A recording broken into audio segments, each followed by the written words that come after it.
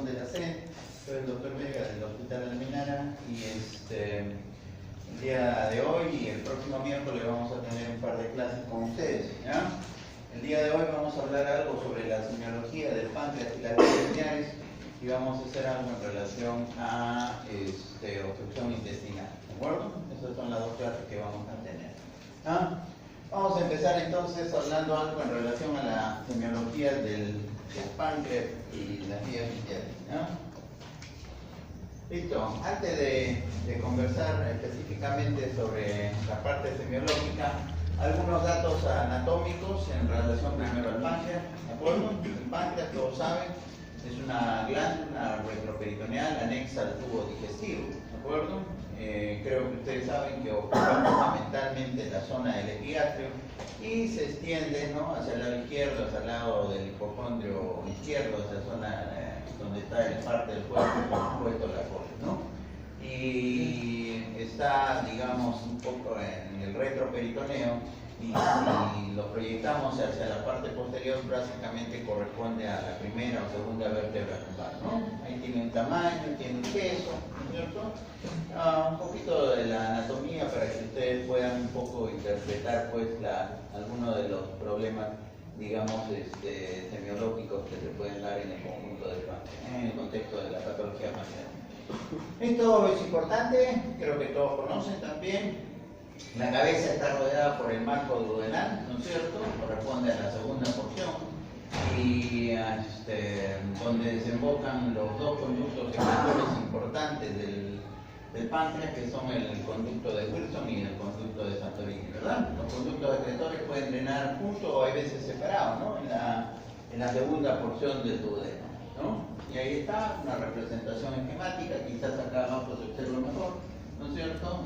La famosa ampolla de váter, ¿no es cierto?, donde drenan, ¿no?, los conductos pancreáticos y por supuesto también el conducto de la vía biliar, ¿no? Hay veces se drenan por separado, hay veces drenan juntos, no en la famosa ampolla de váter. Pero quizás lo que tienen que tener en cuenta es que tanto la vía biliar, ¿no?, tiene el colédoco tiene una porción intrapancreática y por supuesto con mayor razón el conducto de drenaje del páncreas, ¿no?, el conducto de Wilson, que es el más importante. Bueno, eso es más o menos lo mismo, ¿no? Listo. Entonces, más o menos situados ustedes en dónde está el páncreas, evidentemente que uno en la práctica diaria se va a encontrar con problemas a nivel de este órgano, ¿no? Y entonces hay problemas agudos y hay problemas crónicos, ¿no? Dentro de los problemas agudos probablemente son los cuadros inflamatorios, los cuadros de pancreatitis, ¿no? Y dentro de los problemas crónicos probablemente lo más saltante van a ser las neoplasias de páncreas, ¿no? Por supuesto que hay una serie de variantes, hay otros, digamos, patologías, ¿no?, como vamos a ver, pero digamos que eso es lo más frecuente y lo que ustedes se van a encontrar en su práctica diaria. ¿De acuerdo? Desde el punto de vista, ya hablando algo en relación a la semiología de este órgano, pueden, digamos, saber, como ven ustedes, problemas desde la infancia, ¿no? No sé si han escuchado, la mucoviscidosis, ¿no?, es un problema genético, es una enfermedad autosómica recesiva. El sinónimo es fibrosis quística. No se ve mucho por acá, pero se caracteriza básicamente por la infiltración de algunos órganos de un tejido mucoide, ¿no? Y dentro de ellos, por supuesto, el páncreas, ¿no? Entonces, los pacientes que sufren de mucoviscidosis, que se puede ver, como ven ahí, desde la infancia, entonces se van a traducir pues por cuadros crónicos de dolor, de proceso inflamatorio crónico, que finalmente puede llevar a la insuficiencia pancreática, ¿no? Pero fibrosis quística, ¿no?, que también puede comprometer el pulmón, ¿no?, es raro de ver en nuestro país, se ve en otras zonas, pero por ahí ocasionalmente hay algunos casos, es más, en el hospital hay algunos pacientes, a veces jóvenes con diagnóstico de mucoviscidosis, que están a la espera de trasplante, inclusive pulmonar, ¿no? Porque ahora en esos pacientes se puede hacer inclusive trasplante pulmonar. Ya, lo cierto que no es una enfermedad muy frecuente. Si hablamos ya de personas adultas, como les decía, probablemente lo más frecuente es los casos inflamatorios agudos, pancreáticos, ¿verdad? Y si hablamos del adulto mayor, lo que les decía es de repente hay que descartar la posibilidad de neoplasia del páncreas. ¿Listo?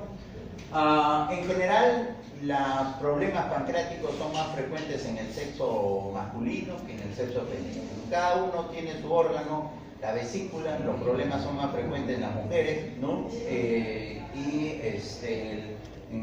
A nivel pancreático los problemas son más frecuentes en el contexto de los varones. ¿Okay? Siempre cuando uno hace una historia y sospecha la posibilidad de que una persona tenga un problema pancreático, ¿no? Tiene que preguntar por algunos antecedentes, ¿de acuerdo? Y ahí están algunos de los antecedentes más importantes, ¿no? Probablemente las causas más frecuentes de problemas inflamatorios agudos del páncreas, es decir, pancreatitis, estén en relación a qué cosa? A problemas de la vía biliar, ¿no es cierto? O sea, problemas de litiasis, ¿no? Cálculos que pasan de la vesícula al colédoco, ¿no es cierto? Y en el momento de pasar por la ampolla de Bartel se obstruyen y eso ocasiona, digamos, un problema inflamatorio en el páncreas. Por eso es importante preguntar por el antecedente de problemas, digamos, de litiasis vesicular, ¿no? Digamos, si un paciente viene con un problema de ese tipo.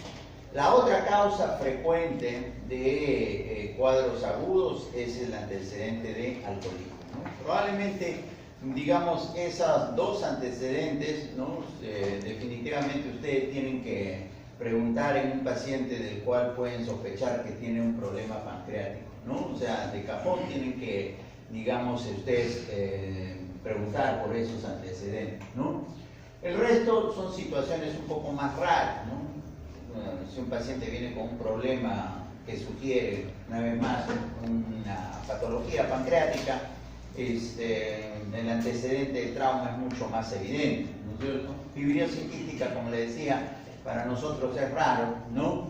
Hiperlipidemias como causa de pancreatitis no se ve mucho, generalmente se ve cuando los valores de triglicéridos son muy elevados, si estamos hablando de repente de valores por encima de 1500, que no es lo usual tampoco de encontrar, pero ¿no? Eso también, por supuesto, que pudieran ustedes preguntar. Hiperparatiroidismo, en primer lugar, que ya el hiperparatiroidismo de por sí no es frecuente, es raro, ¿no? La mayoría de los hiperparatiroidismos son secundarios por problemas renales, pero no llegan a ser, digamos, cuadros así de pancreatitis. Pero bueno, está en la lista, ¿no? Paperas, ¿no es cierto? La parotiditis, ¿no? Eso se ve más en niños, ustedes saben. Las tres complicaciones clásicas de la parotiditis, ¿cuáles son? Meningitis o meningoencefalitis, ¿no es cierto? Pancreatitis y orquitis, ¿no? Eso es lo clásico dentro de las complicaciones de la parotiditis, ¿no? Y bueno, pero eso, como les digo, se ve más en niños, ¿no? Finalmente, es importante sí preguntar por algunos medicamentos, ¿no? Que pueden ocasionar problemas pancreáticos. Por ejemplo, en el contexto de los pacientes VIH, habían algunos medicamentos que ahora se usan menos o casi ya no se usan. Istabudina, lidanosina, eran medicamentos que se utilizaban para los pacientes VIH y que son medicamentos que podían desencadenar, digamos, pancreatitis, ¿no? O sea, procesos inflamatorios agudos del páncreas. ¿Listo? Entonces, para resumir, si bien es cierto hay una serie de situaciones que pueden ocasionar problemas pancreáticos, probablemente los dos antecedentes importantes que ustedes tienen que, digamos, preguntar es si hay el antecedente de problemas de litiasis, problemas vesiculares, y si hay el antecedente de alcoholismo. ¿De acuerdo? Esos son los dos datos que no se olviden siempre de preguntar cuando sospechan que puede haber algún problema de ese nivel. Familiares, como le digo, mucoviscidosis rara, pancreatitis crónica, o sea, como antecedentes familiares.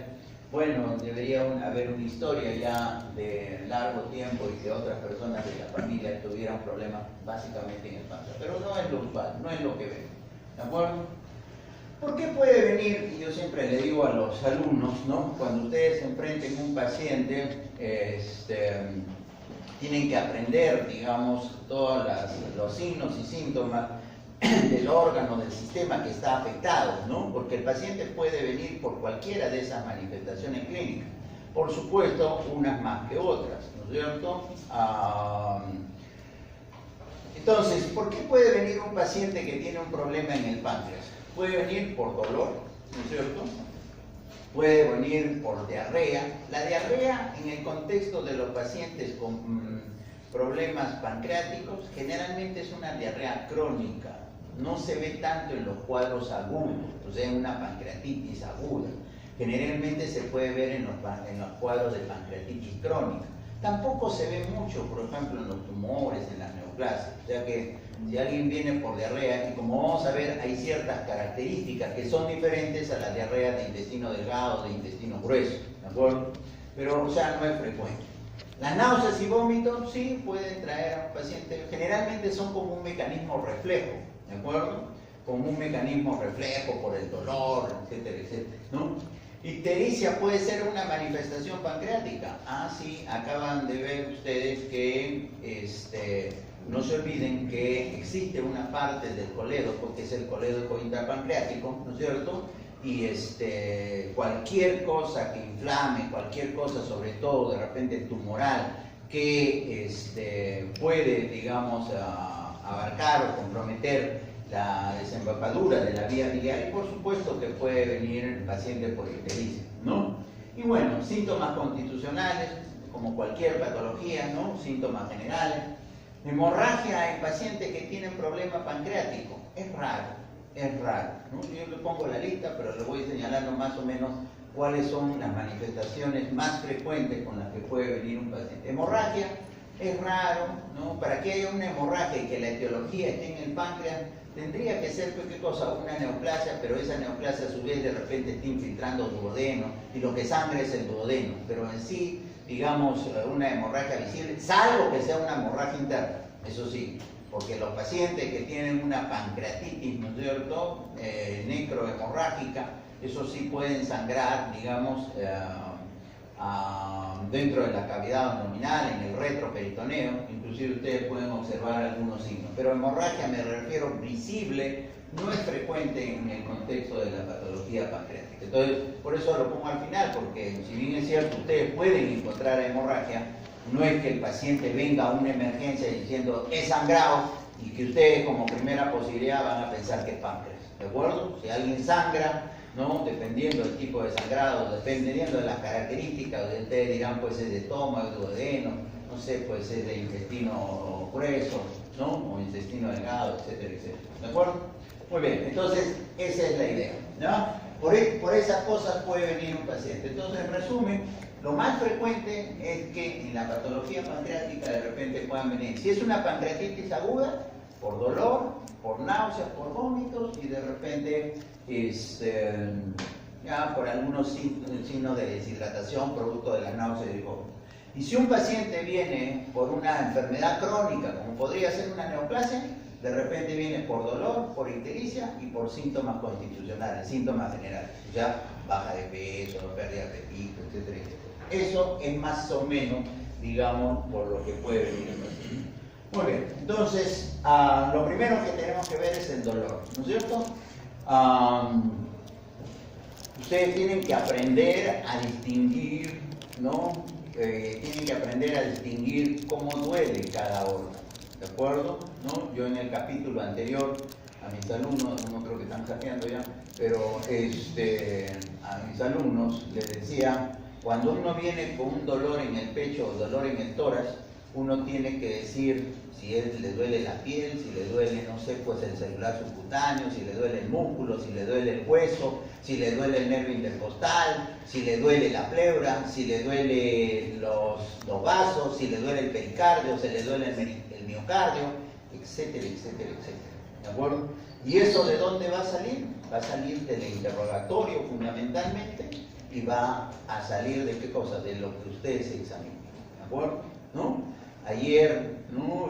Que pasaba visita con mis alumnos, ¿no? y ahí son testigos los que están acá, que le decían cuando le preguntamos al residente, ¿no? Porque una paciente se quejaba de dolor en el abdomen, ¿no es cierto?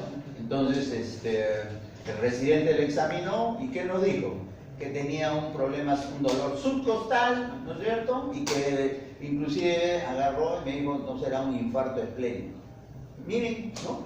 No soy testigo, es lo que han pasado ahorita ayer. ¿Y qué era al final? No, pues, que el paciente no le dolía el subcostal izquierdo, sino que le dolía abajo, el flanco, la fosa ilíaca. ¿Y qué es lo que tenía? Una masa de caca, ¿no es cierto? Una cuerda alcohólica. ¿Ven la diferencia? ¿No? ¿Ven la diferencia?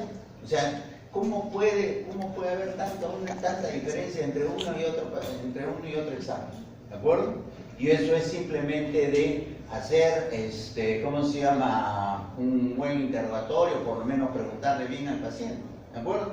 Es como cuando mis alumnos nos mando a hacer la historia y vienen después, para uno tiene 3 meses, para el otro tiene 6 meses de enfermedad, para el otro tiene 1 mes. O sea, todos han visto al mismo paciente y hay como 5 pacientes diferentes. No puede ser, ¿no es cierto? ¿No? Entonces, es muy importante en ese sentido que ustedes, ¿cómo se llama? Tienen que sacar bien la información, muchachos. A todos los años más o menos les digo lo mismo. Semiología es el curso básico de la medicina. Si ustedes no saben semiología, no van a saber medicina. Bueno, si eres cirujano necesitas un par de neuronas nomás, una para cortar y una para suturar, punto, ¿no es cierto? Ya, nada más, pero después no van a saber medicina, ahora se los digo, no van a saber medicina. Así que, y ya se les ha pasado, ¿cuánto? 3 capítulos, ya van por el 4º capítulo. Muy bien. Entonces, ustedes tienen que aprender cómo duele el hígado, cómo duele el páncreas, cómo duele el intestino, cómo duele el riñón, cómo duele, en este caso vamos a hablar del páncreas. El páncreas tiene alguna forma, digamos, características del dolor. En primer lugar, ¿dónde va a estar? Usualmente el dolor del páncreas es epigástrico, pues, donde está el páncreas, ¿no es cierto? No va a doler pues, en la fosa ilíaca derecha, ¿no es cierto? Duele en el epigástrico. Muy bien, que se puede ir hacia el lado izquierdo, claro, porque ahí está la cola, o el cuerpo y la cola, o sea, puede doler generalmente en esta zona, pero más es un dolor epigástrico, ¿no? Porque es donde está la mayor parte del páncreas, ¿no? Un dolor epigástrico. Muy bien, ¿cómo duele el páncreas? ¿Cómo duele el páncreas? El páncreas no es un dolor cólico, el páncreas no es un dolor como que arde, ¿de acuerdo? El páncreas puede tener un dolor medio penetrante, ¿de acuerdo? Puede tener un dolor medio penetrante. O un dolor, inclusive hay veces es muy difícil para los pacientes poderlo definir, ¿de acuerdo? ¿Ya? Es difícil, ¿no? Porque tú le preguntas al paciente, ¿cómo te duele? ¿Como cólico, como ardor, como que te penetra, como que, no sé, pues, ¿eh? Y el paciente dice, no sé, doctor, lo único que sé es que me duele. Porque a veces es difícil de definir, ¿de acuerdo? Entonces, y eso es así, ¿ya? Pero generalmente puede doler, como le digo, como un dolor penetrante. Y generalmente el dolor se puede ir hacia la parte posterior. Lo que nos han enseñado clásicamente, o que de repente ustedes han leído, la irradiación en banda, ¿no es cierto? Esa irradiación en banda no es frecuente, ¿eh? No es frecuente. No digo que no existe, pero no es frecuente. ¿De acuerdo? En la práctica diaria no es que van a venir pacientes, ay, me duele en banda, pichón, eso no es verdad, ¿de acuerdo? O sea, eso de repente un 30%, pero el 60% de los pacientes con problemas pancreáticos no vienen con eso. Es como si ustedes le dijeran también, ¿no? Que el paciente va a estar en posición maometana, olvídense, pues, el de la pericarditis es pura teoría nomás, eso no es lo usual pues, que ven, ¿no? Que ven ustedes, ¿ya? Posiciones mahometanas, como siempre le digo, en otras situaciones, pero no tanto en pancreatitis, pero en pancreatitis o pericarditis, que tú veas a un paciente, como yo le decía, creo, el año pasado, solamente una vez en mi vida, de toda mi carrera deportiva, he visto un paciente con una pancreatitis que lo encontré en una posición mahometana. Un día que me llamaron a la guardia, que fuera a ver un paciente que estaba en gasto, y el chico estaba en este sentido, doblado así. Es la única vez que he visto. Después todos los pacientes pancreáticos los he encontrado echados, quejándose del dolor y punto. ¿De acuerdo? O sea, no es usual. Pero bueno, que existe, existe por si acaso. ¿de acuerdo? La intensidad del dolor pancreático, bueno, como todo dolor puede ser variable, pero generalmente es muy intenso, ¿no? Y generalmente un paciente con pancreatitis por dolor se va a la emergencia, ¿no? Por eso cuando hablan de que Pasami, ¿saben quién es Pasami? No saben ni. Dice que la acuden que era de mala y que lo han matado, y que dice que la Necron se salió pancreatitis y pancreatitis se quedó en su casa. Y que para que se muera de pancreatitis está mejor raro, ¿no es cierto? Porque un paciente que tiene pancreatitis definitivamente no, y con dolor, nada, termina en una emergencia. O sea, es de mucha intensidad, ¿de acuerdo? O sea, hay cosas entonces que diferencian, ¿no? Entonces, la irradiación, como les digo, generalmente se puede ir hacia la parte posterior. ¿Hacia dónde? Hacia la primera o segunda vértebra lumbar, que es donde corresponde, ¿de acuerdo? Y más raro tienen esa irradiación en banda. ¿Qué cosa puede calmar el dolor? La verdad que los antiespasmódicos no calman el dolor, porque no es un dolor de víscera, no es lo usual. O sea, en todo caso, lo que calma es un analgésico, ¿de acuerdo? No un antiespasmódico. ¿Qué cosa es un analgésico? De repente un tramal, un metamizol, alguna de esas cosas, pero no calman tanto los antiespasmódicos, ¿no? Es diferente, ¿no? Es diferente al dolor vesicular, al dolor renal, ¿de acuerdo? Porque esos son dolores espasmódicos, entonces eso sí calman, digamos, con un antiespasmódico. Entonces, en resumen, el dolor pancreático, no se olviden, es un dolor epigástrico. La mayor parte de las veces no se irradia y en todo caso o se irradia para el lado izquierdo, se irradia para atrás y más raro es irradiación en banda. La intensidad es muy variable, pero generalmente es un dolor fuerte que lleva a un paciente, digamos, a una emergencia, ¿de acuerdo? Ahí está, bueno, ¿no es cierto? Un poco reflejado alguna de las irradiaciones que hemos dicho, pero el más frecuente es lo que hemos señalado, ¿de acuerdo?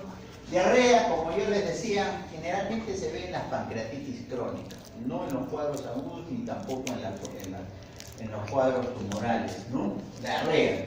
Las diarreas, ¿no? En un paciente pancreático generalmente son diarreas pastosas, son diarreas que tienen restos alimentarios. Son que se pueden presentar en creatorrea y esteatorrea, ¿no es cierto? Es diferente a la diarrea de intestino delgado, es diferente a la intestino grueso, ¿de acuerdo? O sea, ¿qué significa esteatorrea? Heces grasosas, ¿ya? ¿No? Entonces, usted ve las heces y como si hubiera aceite, porque así es, pues así es, ¿de acuerdo? Y tienen un color, a ver, no sé si habrán visto la masía, ¿no? Ese color más o menos así es, pero grasoso y grasoso. Entonces, eso ustedes ven, eso no ven en intestino delgado, eso no ven en intestino grueso, ¿de acuerdo? Y la creatorrea es con restos, digamos, de carne, sobre todo, ¿de acuerdo? Eso es evidente. ¿Frecuente de ver? No, tampoco, no es frecuente de ver. La mayoría de diarreas que van a ver son o de intestino delgado o de intestino grueso, ¿no es cierto? Que es lo que ustedes deben hacer, supongo, y deben saber diferenciar entre uno y otro, ¿de acuerdo? Entonces, como les vuelvo a repetir, la diarrea no es un signo o síntoma que pueda traer usualmente a un paciente pancreático, ¿de acuerdo? O que termine siendo la causa de esa diarrea un problema pancreático. Náuseas y vómitos, fundamentalmente por mecanismo reflejo, ¿de acuerdo? Por mecanismo reflejo, ¿no? Compresión del antro, píloro, duodeno, y que eso lleve a náuseas y vómitos, no es lo usual. Si bien es cierto, está en la teoría, pero no es usual. Por más grande que sea el tamaño del hígado, o por muy grande que de repente sea un pseudoquiste pancreático, que queda hay veces, ¿no es cierto?, una tumoración como producto de la inflamación del páncreas, raro que dé un síndrome pilórico. Si alguien tiene un síndrome pilórico, eso debe ser lo más probable. ¿Qué cosa? Una neoplasia de estómago, o de repente una cicatriz de un paciente que ha tenido una úlcera a nivel de la región antropilórica, y a veces la cicatriz cierra también el píloro, ¿no es cierto? Pero no tanto por algún problema pancreático. Ictericia sí es una manifestación que puede estar en relación a problemas pancreáticos, ¿de acuerdo? Pero básicamente, entonces, si alguien viene con ictericia y pancreatitis, alguien viene con ictericia y pancreatitis, eso debe ser un problema por frecuencia, un problema de litiasis de cálculo. ¿De acuerdo? Alguien viene con ictericia, pero no tiene pancreatitis, eso debe ser lo más probable un problema tumoral. Por supuesto, acompañado de otros datos más, ¿no es cierto? Eso es quizás la diferencia, ¿no? Manifestaciones generales, bueno, eso generalmente se ve en pacientes crónicos, ¿no? Entonces, un paciente, ¿cuál es la historia de un paciente con un cáncer de páncreas? ¿Cuál es la historia? En primer lugar, el cáncer de páncreas es un cáncer de personas mayores, por encima de los 50, 60 años. O sea, no se ve cáncer de páncreas usual. En medicina no hay nada absoluto, lo único absoluto es que ustedes no estudian. Eso sí es absoluto, ¿de acuerdo? Pero lo usual, vamos a hablar de lo clásico, ¿de acuerdo? Es un paciente mayor, ¿de acuerdo? Con una historia de dolor crónico, dolor. ¿Y qué más? Y síntomas constitucionales, baja de peso, pérdida de apetito, y que de repente al final se vuelve histérico. Esa es la historia clásica de un paciente pancreático, con un cáncer de páncreas. Y más aún, con cáncer de cabeza de páncreas, porque el cáncer de cola o el cáncer de cuerpo dan menos ictericia, ¿de acuerdo? Dan menos ictericia. ¿Cuál es la historia de un paciente con una pancreatitis, con un cuadro agudo, para hacer la diferencia? Bueno, como su nombre indica, es relativamente rápido, dolor muy intenso, brusco, ¿no es cierto? Náuseas y vómitos, cosa que no trae el paciente con cáncer de páncreas, ¿de acuerdo? Náuseas y vómitos, y de repente puede estar histérico, pero en esos casos es porque de repente hay un cálculo, ¿de acuerdo?, que se enclavó en el colegio, ¿de acuerdo? Y esa es más o menos la diferencia de la historia. ¿No? Hemorragia, ya les dije, no es frecuente de ver. Desde el punto de vista de ya eso es un poco de la anamnesis, desde el punto de vista ya del examen físico del páncreas, bueno, fase de dolor, está deshidratado, dependiendo de lo que hemos dicho, ¿no? El dolor evidentemente es mucho más marcado en los cuadros agudos. En los cuadros crónicos es un dolor persistente ahí, ¿no?, que molesta, pues, largo tiempo de evolución. Ictericia, como lo que hemos dicho. ¿Por qué puede haber escoriaciones? ¿Por qué puede haber escoriaciones? Por rascado, por obstrucción de la vía biliar, ¿no es cierto? ¿Por qué? Porque si el páncreas, como digo, la cabeza crece y engloba a la vía biliar, entonces va a ocasionar una colestasis y eso va a conllevar a que haya rascado, ¿de acuerdo? Muy bien. ¿Qué cosa es el signo de Halter-Pulling y el signo de Rein-Tarner? Son indicativos, no es específico de patología pancreática, se puede ver en cualquier sangrado retroperitoneal, cualquiera sea la causa. Dentro de ellos, por supuesto, el páncreas, porque el páncreas puede sangrar. El signo de Halter-Pulling es una hemorragia periumbilical, ¿de acuerdo? Es periumbilical. Entonces, siempre en el contexto del paciente, ¿de acuerdo? Que ahora dice, doctor, tiene una hemorragia periumbilical. Me ha preguntado, de repente ahí le están colocando su insulina, no sé, o su heparina profiláctica y va a pensar que es una pancreatitis. Todos, ¿no es cierto? Todos. Entonces, para hacer un diagnóstico, ¿no es cierto?, son varios los parámetros, ¿no? Muy bien, y entonces es una hemorragia periumbilical. Y el signo de Rein-Tarner es una hemorragia, pero en los flancos, ¿de acuerdo? Ahí se puede ver signos así de huellas de sangrado. Son signos indirectos de qué cosa? De hemorragia retroperitoneal, y en este caso puede estar en relación al páncreas. Abovedamiento en el epigastrio, ¿no? En realidad, el páncreas no se palpa, ¿de acuerdo? El páncreas retroperitoneal, excepto en algunas situaciones, ¿de acuerdo? Por ejemplo, un pseudoquiste pancreático. Pero ahí, para que uno haya un pseudoquiste pancreático, uno tiene que tener el antecedente de pancreatitis, porque ya el paciente debe haber tenido historia de pancreatitis, ¿no? Excepto un tumor, pero un tumor muy grande se puede palpar, sí, pero normalmente no se palpa. Tromboflebitis migratoria es una de las neoplasias que dan tromboflebitis migratorias, o sea que hacen cuadros de trombosis a repetición en diferentes partes, ¿no?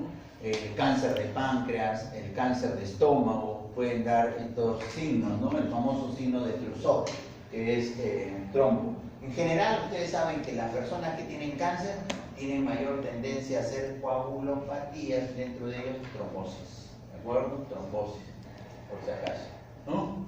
Como le digo, no es usual palpar el páncreas, y en los casos que se puede palpar una pancreatitis aguda con gran inflamación, pseudoquiste, neoplasia. Esa es otra cosa importante, ¿no? Los pacientes que tienen problemas pancreáticos, a pesar del dolor que pueden tener en epigastrio, usualmente no hay contractura de la pared, ¿de acuerdo? Usualmente no hay contractura de la pared. Usualmente no hay irritación peritoneal, salvo que haya sangrado, pero usualmente no hay irritación peritoneal, ¿de acuerdo? Lo que lleva usualmente a una contractura de la pared es la irritación peritoneal, ¿de acuerdo? ¿Ah?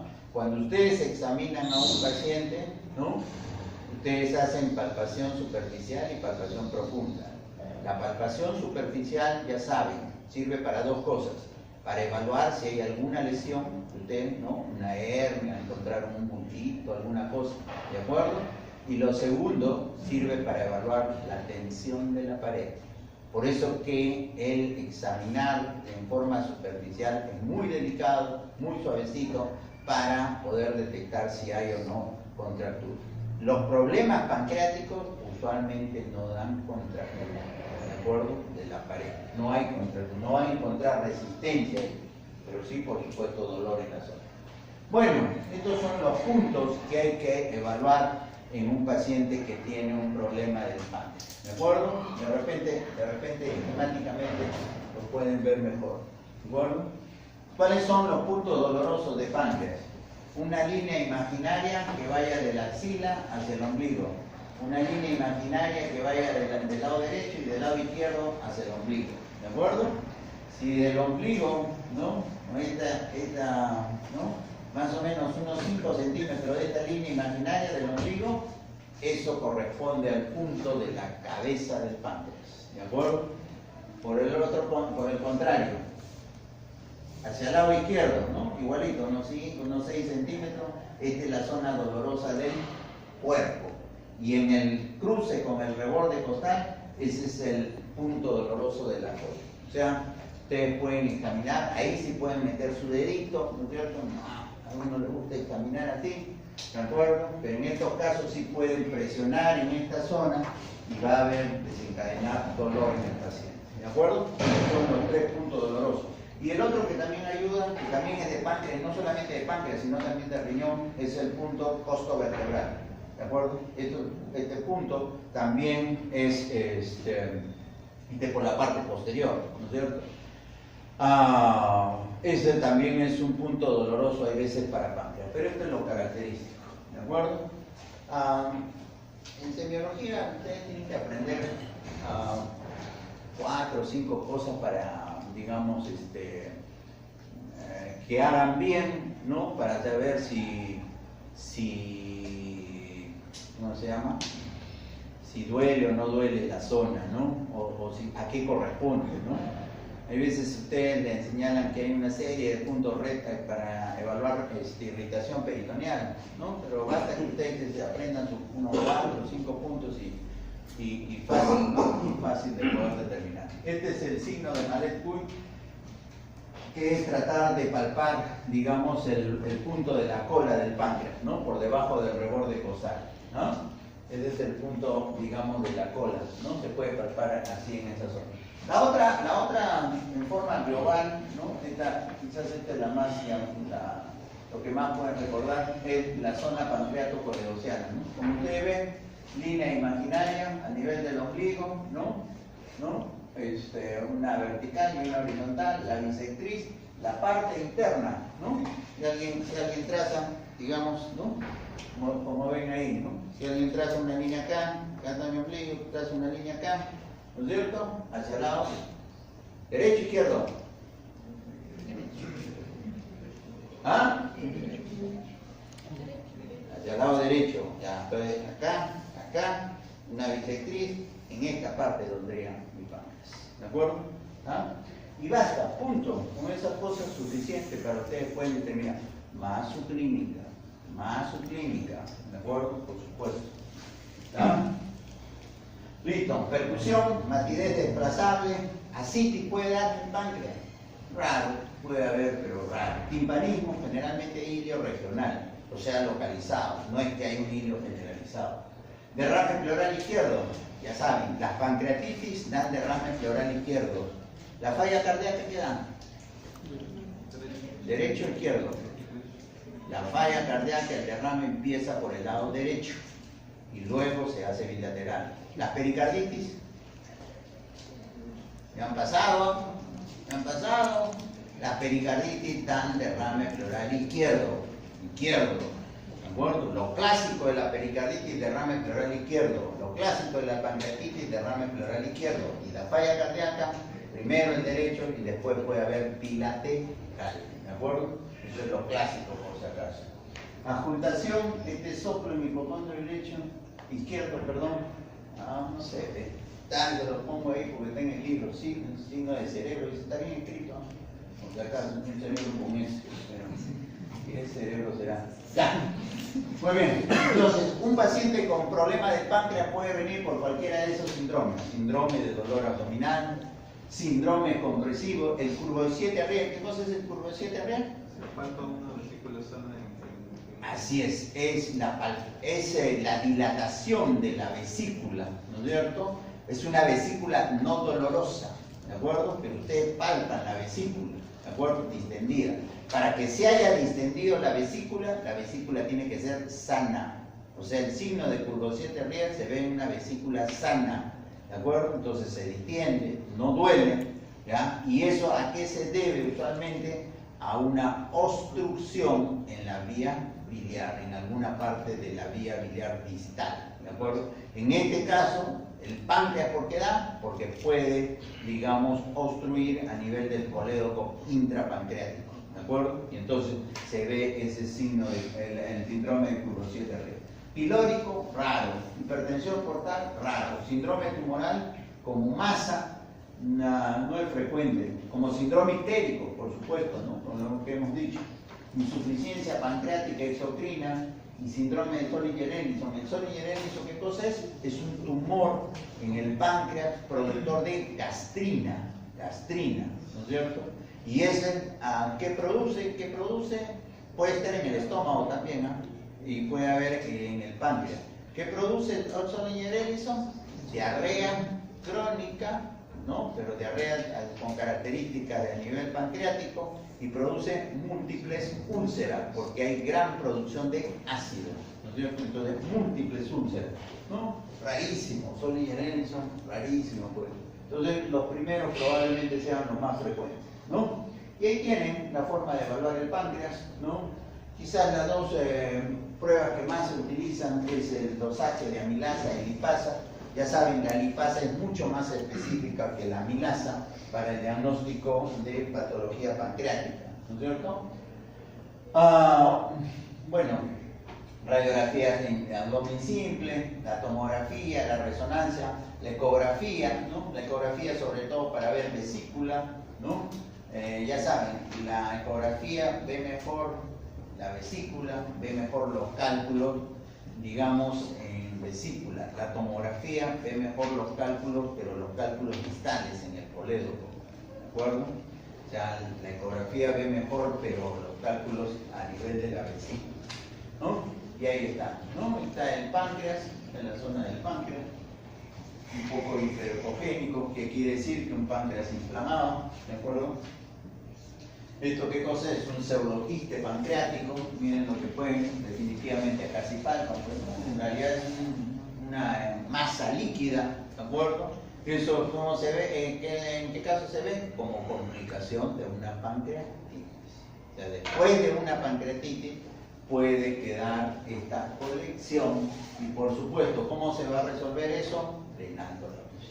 Drenándola. Puede hacerse drenaje interno por el estómago, se perfora el estómago, se entra a la marca del quiste y el quiste se drena todo hacia el estómago. Es una forma de drenar internamente el pseudoquiste pancreático, ¿de acuerdo? Entonces, y eso es una complicación de una pancreatitis. Evidentemente, si un paciente para el diagnóstico de pseudoquiste, como les decía, tiene que haber habido el antecedente. El paciente tiene que contar la historia de que ha tenido pancreatitis. Si no, no es que alguien se aparece de la noche a la mañana con este quiste y es un pseudoquiste. ¿De acuerdo?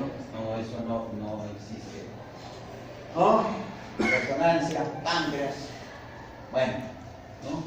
Para que vean pancreatitis hemorrágica. Esa es otra cosa. El páncreas mata, muchachos. El páncreas puede matar a un paciente. Una pancreatitis aguda puede terminar así, con una pancreatitis hemorrágica, intensa, ¿de acuerdo? ¿No? Y y que puede ser, como ustedes pueden ver, las pancreatitis pueden ser muy severas. Por eso que hay que tener mucho cuidado cuando una persona ha tenido pancreatitis en reinstalar la comida, porque un segundo proceso inflamatorio del páncreas puede llevarse el poco páncreas que todavía le está quedando, ¿de acuerdo? Entonces hay que ser muy cuidadosos, a veces les gusta ser muy, digamos, reiniciar muy rápido la comida, ¿no es cierto? Entonces hay que tener cuidado en ese sentido. ¿Listo? Cáncer de cabeza y páncreas, para que ustedes vean el tumor que habrá tenido este paciente, ictericia lo más probable, porque por acá desemboca el coledocardio. ¿De acuerdo? Entonces, un cáncer de cabeza y páncreas, ¿no? Ictericia, baja de peso, etc. Este es del cuerpo, ¿no? O sea, también hay cáncer del cuerpo y colon, por si acaso. ¿Listo? Y eso es entonces, en resumen, la patología pancreática. La vesícula y las vías biliares, algo de todos los días, algo que van a ver a cada rato en emergencia, ¿de acuerdo? Muy bien. La vesícula, ya saben, se localiza en la parte inferior del lóbulo derecho hepático, ¿no es cierto? Ahí tiene un tamaño, tiene una capacidad, tiene una forma filiforme, etcétera, etcétera, etcétera, ¿no? Y se continúa con el cíclico, que se une al hepático común para formar el colédoco, ¿no es cierto? Y el colédoco desciende por detrás del bulbo duodenal, y transcurre dentro del páncreas, ¿no? Lo que hemos dicho, ¿no? Y desemboca finalmente en la segunda porción del duodeno, que es la famosa ampolla de Raffo, ¿no? Ahí está su vesícula, ¿no es cierto? Este es el cíclico, ¿no? Aquí está el hepático común, acá está el colédoco, y el colédoco lo han hecho esquemáticamente grande, así, para que ustedes vean, ¿no es cierto? Que se une a veces con el conducto de Wilson, ¿no es cierto? Para desembocar acá, ¿de acuerdo? Entonces, esa es la vesícula, ¿no es cierto? La vesícula. Igual, pueden haber patologías desde un inicio de la vesícula y las vías biliares, ¿no? Si un recién nacido nace ictérico, ¿cuál es la primera causa? O la primera causa de un neonato, ictericia, ¿cuál es?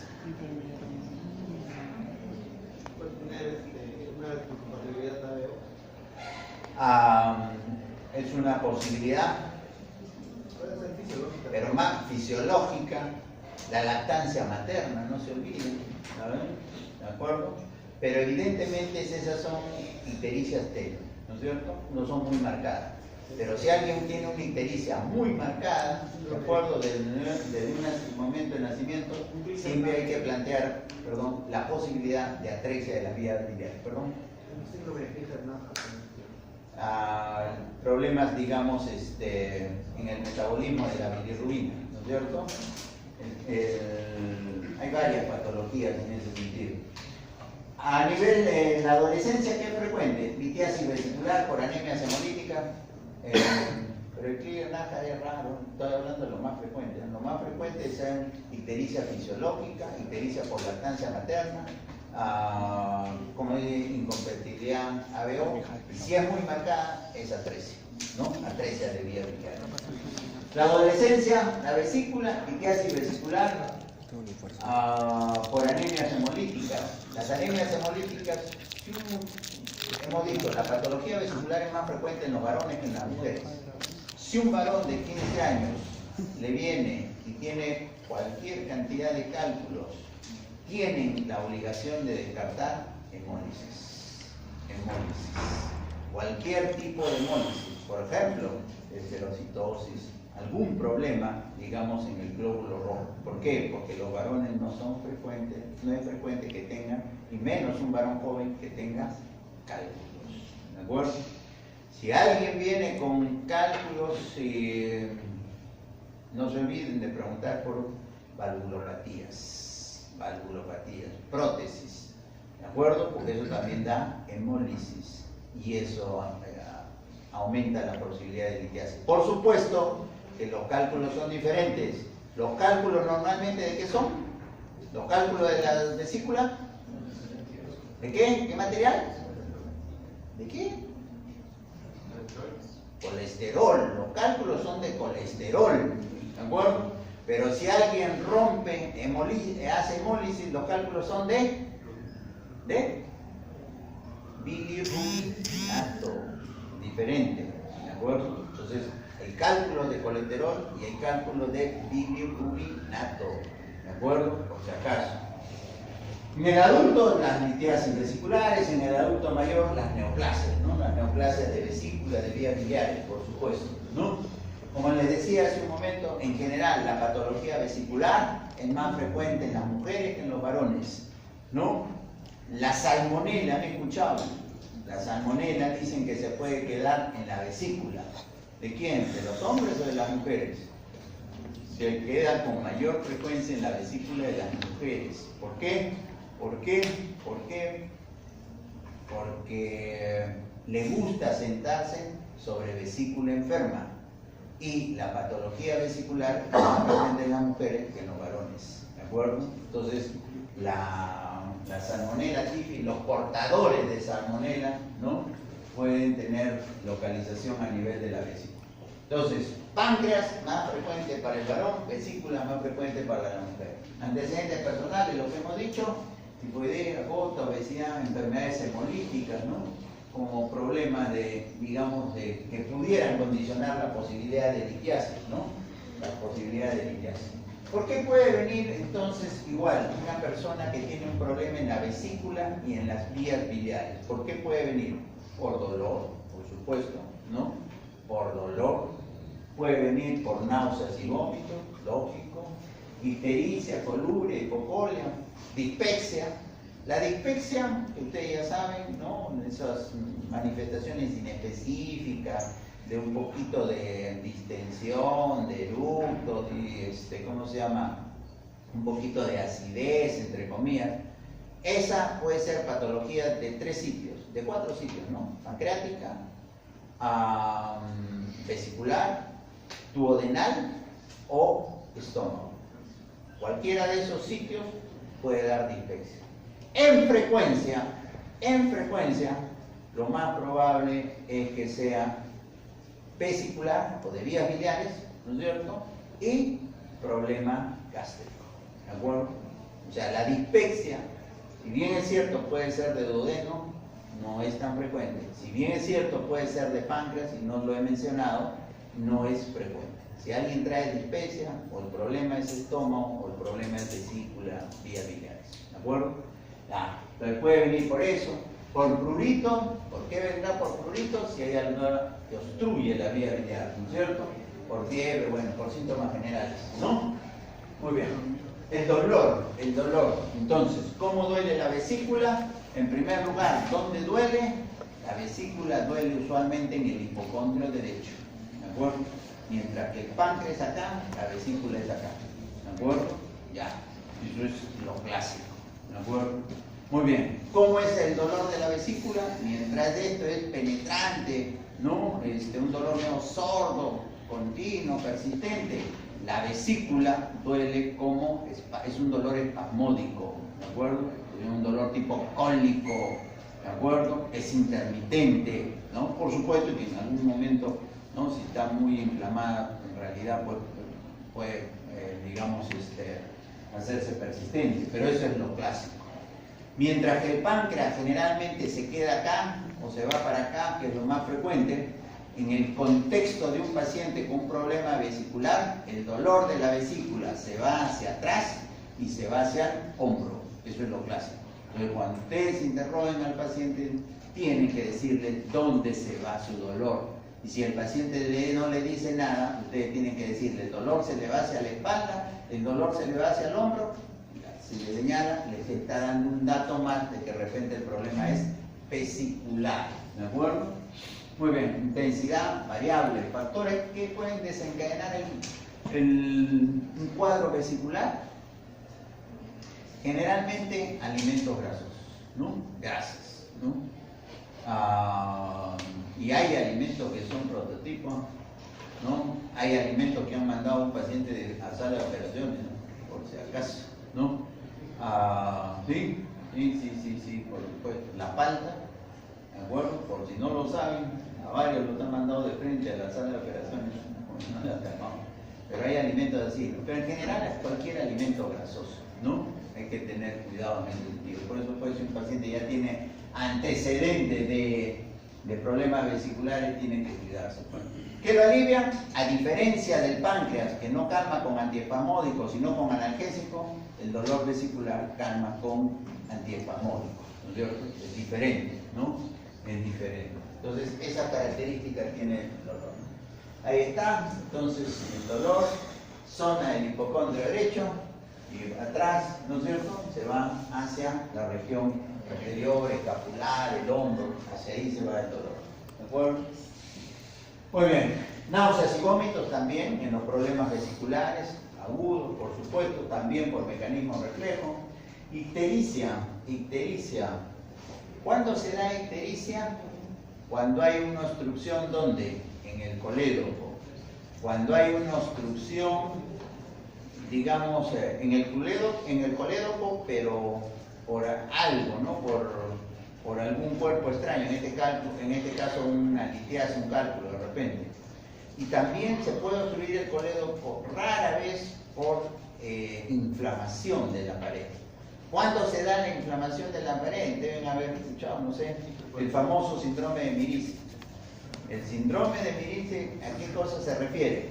A un cálculo en la desembocadura del cístico, en el bacinete. O sea, el cálculo no está en el colédoco, sino está en la desembocadura ahí del cístico, pegadito ahí al colédoco. Y entonces se produce, ¿qué cosa? Un proceso inflamatorio, pero la inflamación es la que obstruye el colédoco y es la que da la ictericia. ¿De acuerdo? Eso se llama raro, el síndrome de Mirice. ¿De acuerdo? ¿Cómo se llama? O sea, las obstrucciones pueden variar, ¿no es cierto? Pueden variar de nivel, ¿no? Generalmente, la ictericia de un paciente que tiene cáncer de páncreas, ¿y qué color es? Hay ictericia, ¿cómo llaman? La primera, la que es por hemólisis. Hay ictericia flamínica, hay ictericia rubínica, hay ictericia verdínica y hay melánica. ¿De acuerdo? Muy bien. O sea, un paciente está amarillo, ictérico, pero oscuro. Esa es la melánica. Ahí uno está amarillo, pero un amarillo verdoso. Hay el amarillo de la hepatitis viral, que de repente han visto, que lo ponen amarillo, un amarillo patito, digamos. Y hay el amarillo suavecito, tipo, ¿qué le digo? Pues el limón, un amarillo, un verdito así, suavecito. Esa es la ictericia flavínica. Esa es por hemólisis, ¿de acuerdo? Un paciente que tiene hemólisis y hace ictericia no se pone patito, ¿de acuerdo? Si alguien lo ve patito, dice, eso no debería ser por destrucción, por hemólisis, ¿de acuerdo? La ictericia rubínica es por, como le digo, para que ustedes me entiendan, clásico, los pacientes que tienen hepatitis, ¿no? Los pacientes, ¿quiénes hacen ictericia melánica? Los que tienen alguna obstrucción, pero muy crónica en la vía biliar, o sea, no aguda, crónica. Entonces, por ejemplo, los que tienen carcinoma o colangiocarcinoma de la vía biliar. ¿Quiénes hacen la ictericia verdínica? El cáncer de páncreas, por ejemplo, da una ictericia verdínica, más que melánica. ¿De acuerdo? O sea, eso es importante. Tú lo ves al paciente, lo ves amarillo, verdoso, no verdoso, ¿no? Más lo otro que estamos diciendo, ¿no? La característica de un paciente de cáncer de páncreas. Te va sumando para el diagnóstico, por si acaso. ¿Ya? Prurito, Bueno, eso se da también en las obstrucciones crónicas, ¿no? Ya sea por una neoplasia, por ejemplo, si yo digo, ¿no? Tengo un paciente de, ¿qué le digo? Pues de unos 60 años, o 50 años, 60 años, que viene porque desde hace unos meses, unos 3 meses, está que le pique el cuerpo, se ha puesto oscuro, ha bajado de peso, ¿de acuerdo? Y está histérico. Lo primero que tienes que plantear es que no vaya a ser un colangiocarcinoma, ¿de acuerdo? O sea, una neoplasia de las vías biliares, ¿de acuerdo? Por si acaso, ¿no? Entonces, como ven, cada patología tiene su historia, ¿no? Es diferente, ¿no? Es diferente, hay algunos datos, hay veces un dato te ayuda, hay veces a diferenciar uno de otro. Listo, dispepsia ya hemos dicho, fiebre, sobre todo en los cuadros agudos, manifestaciones generales, bueno, eso es variable. Normalmente la vesícula no se palpa, ni las vías biliares, ustedes no palpan, ¿de acuerdo? Desde el punto de vista del examen físico, fase dolorosa, bueno, son ictericia, como lo hemos dicho, puede haber escoriaciones por rascado, eso hay que mirar, eso habla de un cuadro crónico. Un paciente que viene por un cálculo en el coloideo no es usual que después quede rascado, ¿de acuerdo? El rascado, el prurito, se ve en colestasis crónica, no agudas, ¿de acuerdo? No agudas, ¿no? Signo de deshidratación, todo eso pueden observar, por supuesto, ¿no? La palpación, características en algunas ocasiones se puede palpar la vesícula, por supuesto, ¿no es cierto? Normalmente una vesícula normal no se palpa. El famoso signo de Murphy, creo que de repente lo vamos a hacer con mis alumnos ahí, pero es fácil, ¿no es cierto? Creo que acá está. Ahí está, el signo de Murphy, ¿no es cierto? ¿No? Es ustedes ponen su mano atrás, ¿no es cierto? Le dicen al paciente que tome aire, a la hora que toma aire, baje el hígado, van a chocar ustedes contra la vesícula y el paciente se va a detener en la mitad.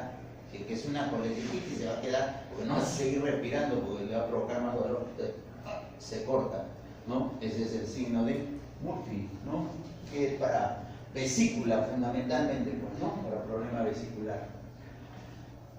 Entonces, finalmente, un paciente con un problema vesicular y de la vía biliar, ¿por qué puede venir? Por un cuadro doloroso abdominal, por un síndrome ictérico obstructivo, por un síndrome tumoral, un cuadro febril, todo eso podría traer y finalmente ser la patología en la vesícula o la vía biliar.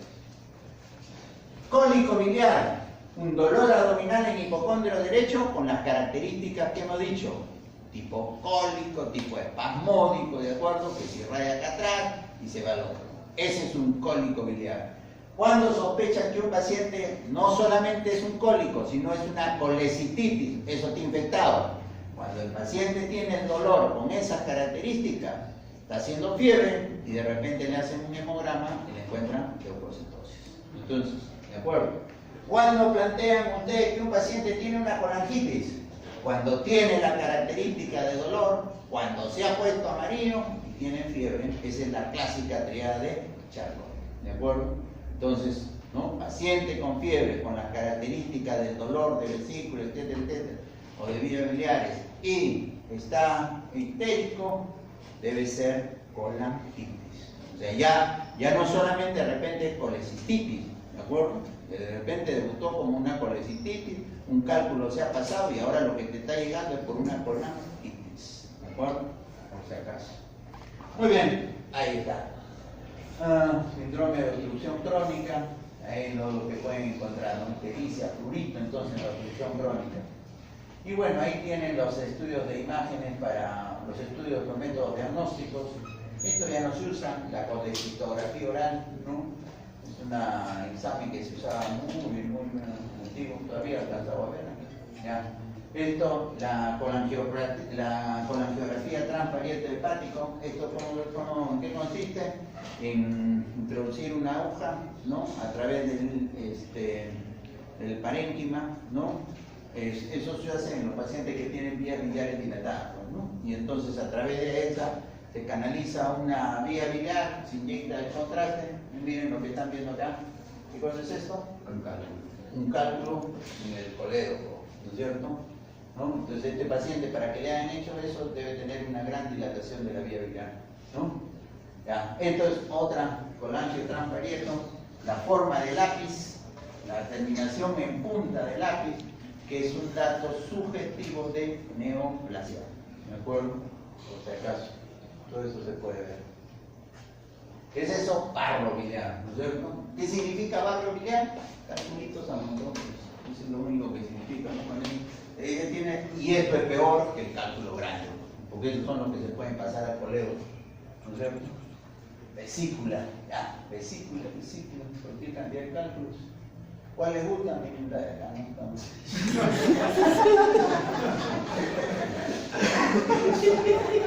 Altera, un cortezazo, ¿no?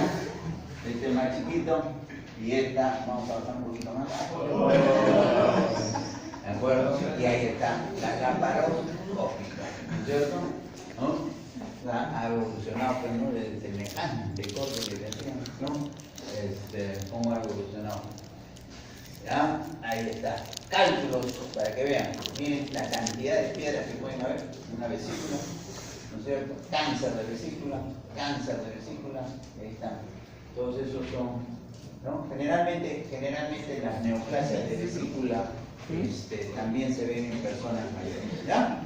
Listo. Entonces ahí tienen ustedes un poco de la patología, digamos,